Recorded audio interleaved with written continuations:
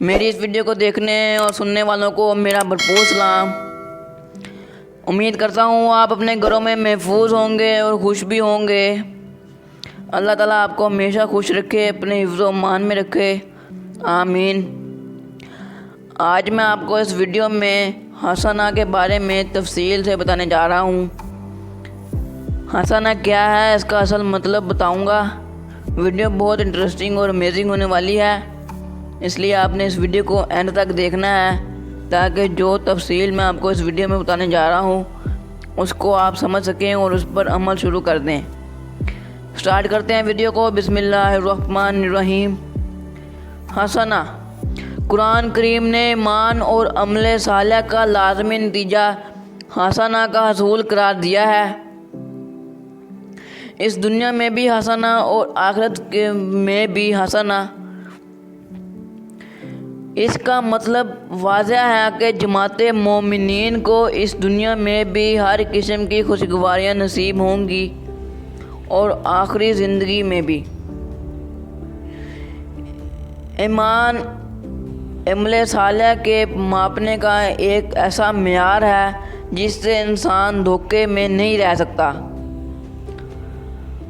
अगर कौम को ज़िंदगी की खुशगवारियाँ हासिल हैं तो वो साहिब ईमान भी हैं और वो इसके अमाल भी सालिह हैं। इसके बरक्स अगर इसकी ज़िंदगी असरत और मुशक्क़त की है और वो सामान्य राहत आसाइश से महरूम है तो ना ही उसका ईमान है, ना ही इसके अमाल सालिह हैं। इसीलिए कुरान करीम ने अमल सालिह के लिए भी हसनात का अल्फाज इस्तेमाल किया है। यानी हसन कराना अंदाज से मुतवाज़न ज़िंदगी बसर करने का नतीजा ज़िंदगी में खुशगवारी है। इससे माशरे में हमवारियाँ पैदा होती हैं। इसके मुकाबल में सियात का लफ्ज़ आता है जिससे मुराद माशरती नाहमवारियाँ हैं। इसका नतीजा नाखुशगवार ज़िंदगी है। हसन दर हकीकत नाम में सही तवाज़ुन और तनासब का है। कुरान करीम इस किस्म का प्रोग्राम देता है जिसके मुताबिक ज़िंदगी बसर करने से इंसान की मुख्तलिफ़ क़ुव्वतों और सलाहियतों में सही तवाज़ुन और एतदाल पैदा होता है।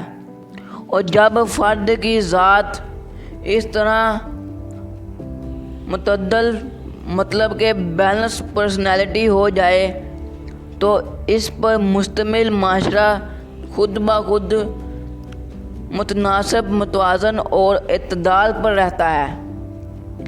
इसका नतीजा ज़िंदगी की खुशगवारियाँ हैं, इस दुनिया में भी और अगली ज़िंदगी में भी। इस किस्म की ज़िंदगी बसर करने वालों को मोहसिनीन कहा जाता है। इस सिलसिला में एक गलत फहमी का अज़ाला ज़रूरी है। ये ज़रूरी नहीं कि जिस कौम को दुनियावी खुशगवारियाँ हासिल हो उसका शुमार मोमिनीन में होता है। मोमिन होने के लिए और भी बहुत कुछ मतलूब होता है, लेकिन ये ज़रूरी है कि जमात मोमिनीन को दुनियावी खुशगवारी भी हासिल हो। हसना दुनिया और आखिरत की खुशगवारियाँ। पॉइंट नंबर 1, अगर तुम्हें ज़िंदगी की कोई खुशगवारी नसीब है तो कुफार पर यह गिरा गुजरती है। अगर तुम्हें कोई मुसीबत आ जाए तो ये खुश होते हैं। पॉइंट नंबर 2, ईमान और अमल सालिह से मुतासा हसना मिल जाती है। पॉइंट नंबर 3, इन्हें अगर कोई खुशगवारियाँ नसीब होती हैं तो कहते हैं कि ये खुदा की तरफ से है, और कोई मुसीबत आती है तो कहते हैं कि इसका ज़िम्मेदार रसूल है।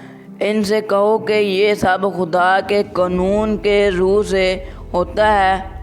अगर कोई इसके कानून के मुताबिक चलता है तो खुशगवारी मिलती है, अगर इसके ख़िलाफ़ अपनी मर्ज़ी करता है तो मुसीबत आती है।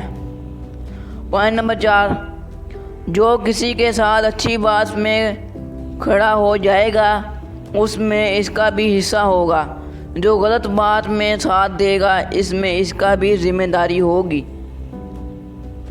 पॉइंट नंबर 5, सवाबुल दुनिया और सवाबुल आखिरत दोनों मिलते हैं।